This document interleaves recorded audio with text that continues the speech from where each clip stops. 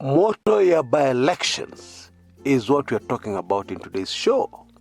Those Kenyans not accustomed to elections have gotten a glimpse of what election fever in Kenya is all about.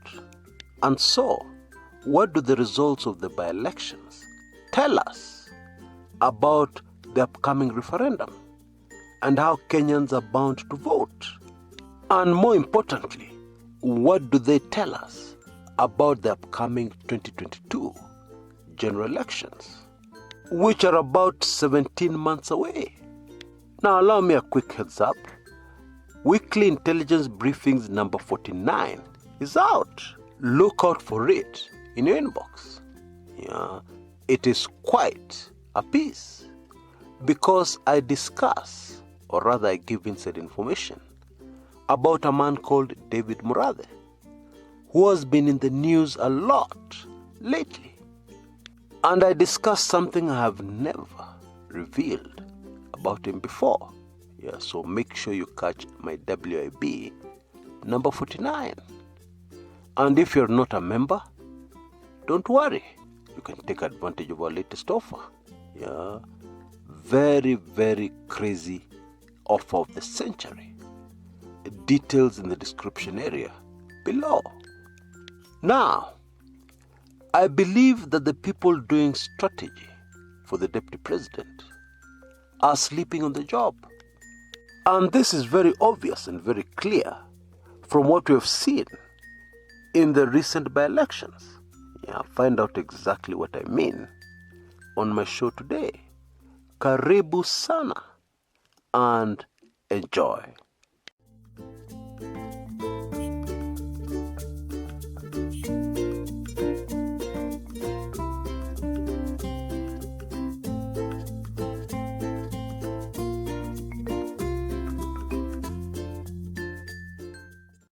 The election results from the recent by-elections have trickled in. Kabuchai constituency has been won by Ford Kenya. And it seems that the long-awaited Matungu, after all the drama, after all the chest thumping, will remain with the NC party, Musalia Mudavadi's party. All very predictable, despite the drama, which I'll come to in a minute. And of course, they tell us a story. A story that many supporters, firm supporters of Team Tanga Tanga, do not want to hear. But this is political reality unfolding. They tell us very clearly what would happen if the referendum were held today. And strategically speaking, these are the kind of results the Deputy President William Samoei Ruto and Team Tanga Tanga did not want. Because had the UDA party, the party associated with the Deputy President, had that party won these major by-elections, it would have been a major psychological victory for them. And it would have greatly helped to push the narrative that the Deputy President is popular in most parts of the country. In my view, that particular rhetoric is now dead. Not even the good showing by the party, as you can see on your screens right now, will be able to save that narrative. You see, that's the nature of politics. The nature of politics is that nobody pays attention to who the runner-up was. All the focus is on the winner. Indeed, the winner takes it all. The Deputy President and Team Tanga Tanga now have no other option but to go back to the drawing boards and plot a brand new strategy and start from scratch. Very painful, but that is the reality. It has not been lost on keen observers that the handshake principles in these by-elections seem very laid back, very relaxed. And this is one huge advantage of working with already established political setups on the ground of where you're dealing with. Because Ford Kenya is for the BBI. That particular political party has emerged winner in Kabuchai. The ANC party is for the BBI, and that party seems to be headed for a win in Matungu. Now, interestingly, the other by-election coming up very soon, around mid of March, I believe 18th of March, is the Machakos County senatorial seat, which my sources on the ground inform me is going to wipe the party on the ground. You see, the political reality is that it is very difficult to raid somebody's kitchen and expect to come out on top. Very difficult. Not impossible, but a very difficult uphill task. Because in most instances, all politics is local politics.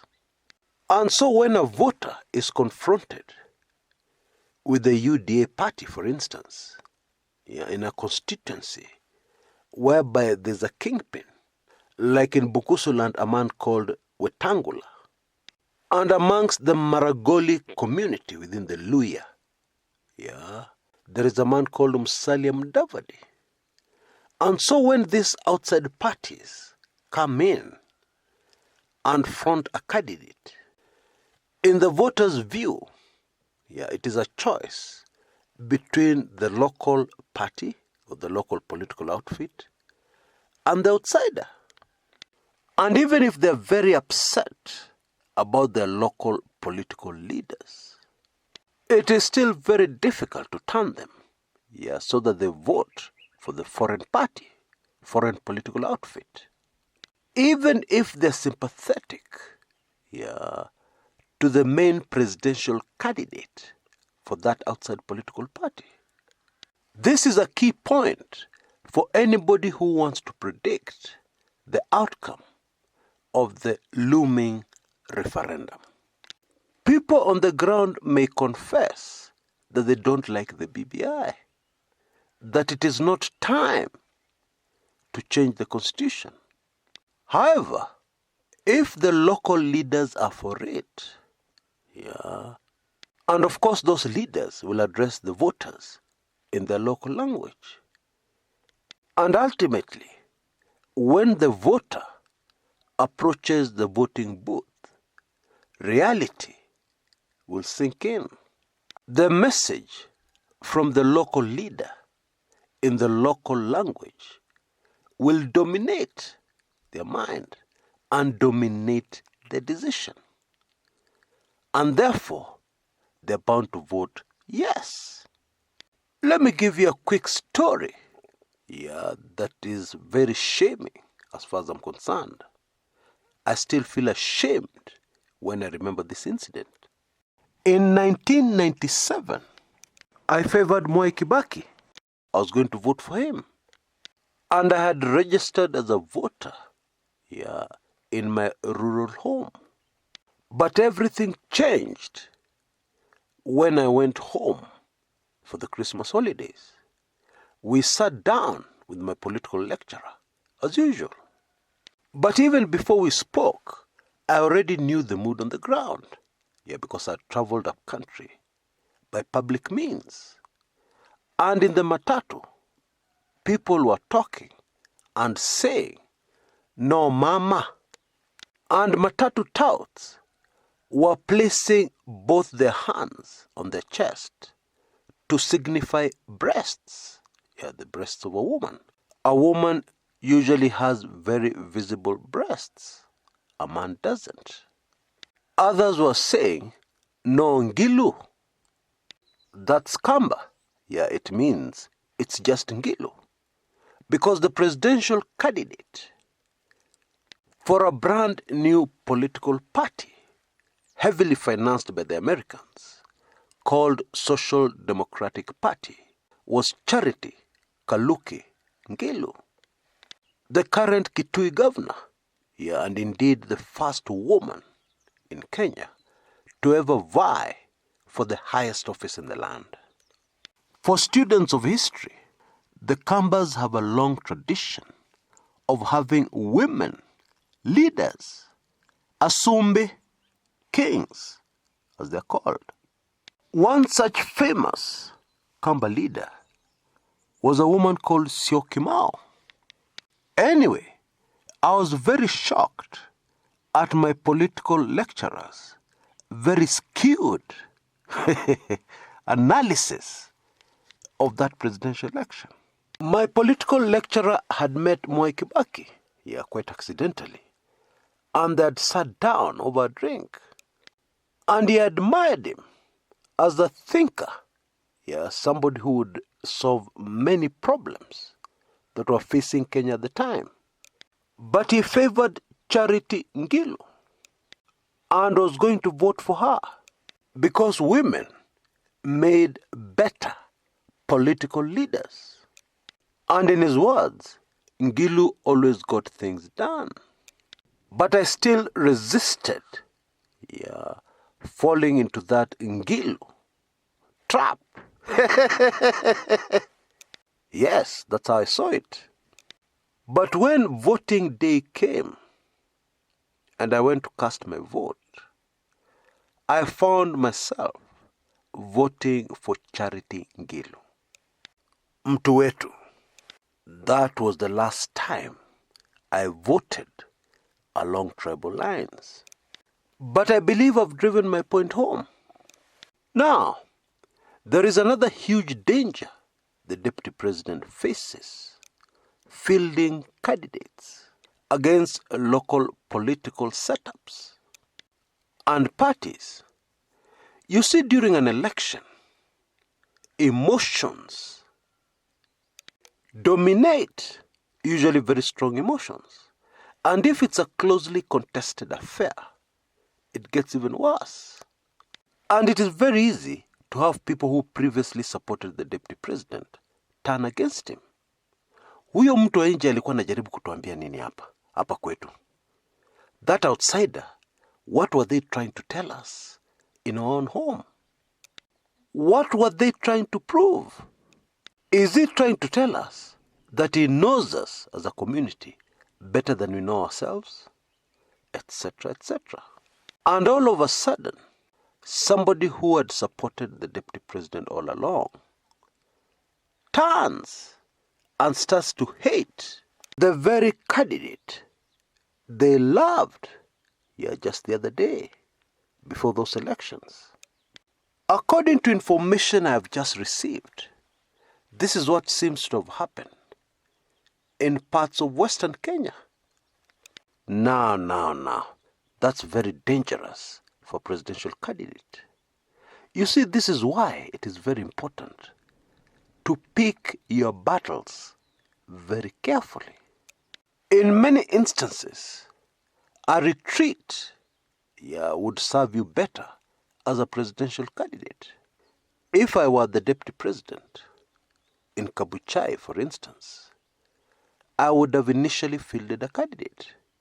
And then at the last minute, I would have withdrawn that candidate and backed the local Ford Kenya candidate with all my resources and with everything I have.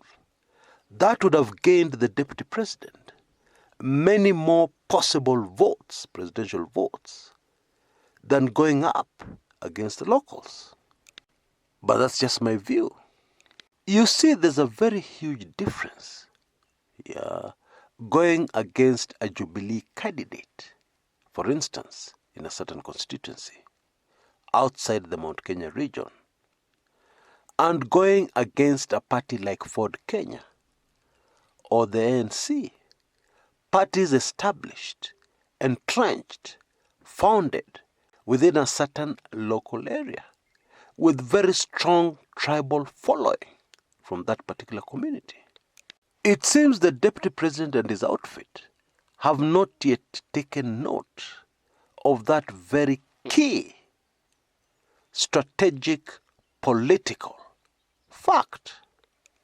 And there's something else to be very careful about. These are just by-elections. What about the referendum? Coming so close to the 2022 elections. In my view, it would be a huge mistake for the Deputy President to be seen anywhere near a no campaign during the referendum. A campaign opposing the BBI. That would be a major blunder. For the big reason I've just given you. You risk a backlash from the locals, which will not be quickly forgotten.